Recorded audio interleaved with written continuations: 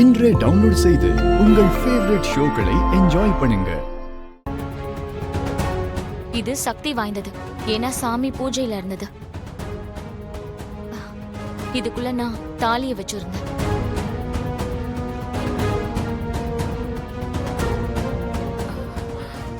ராமா, என்ன சொல்ற நீ?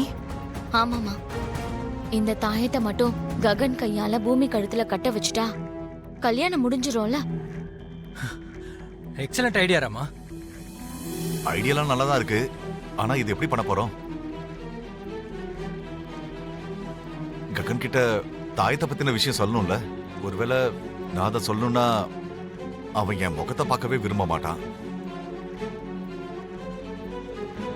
அந்த வேலைய என்ன செய்ய சொன்னா என்னால சத்தியமா முடியாத. ஏன் சாரதா?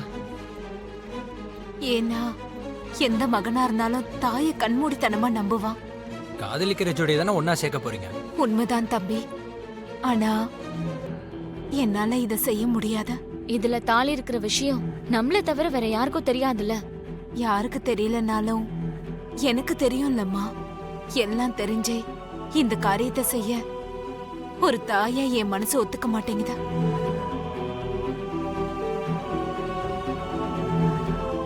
தாயா, நீ யோசிக்கிறதுல அர்த்தம் இருக்கு சாரதா.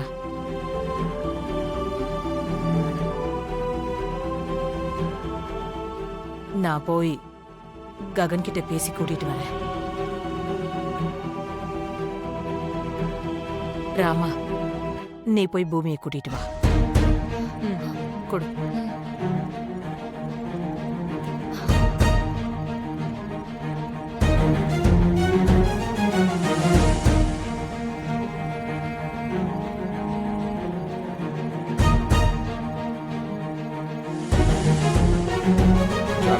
என்னங்க, எங்க அவசர அவசரமா போயிட்டு இருக்க?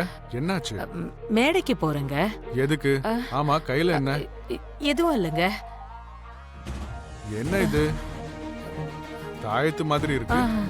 பூமிக்காகவா? சரி, போ. சரிங்க.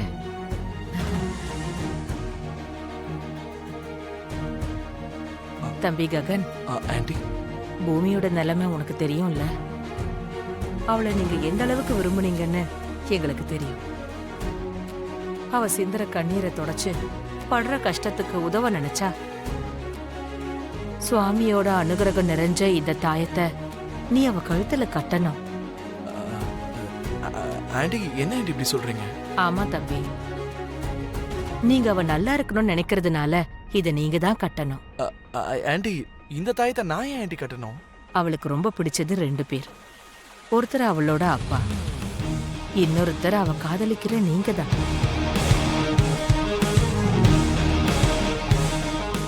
அவ அப்பா இப்ப சுயநினைவுல இல்ல, அதனாலதான் உங்களை இத கட்ட சொல்றேன் தம்பி.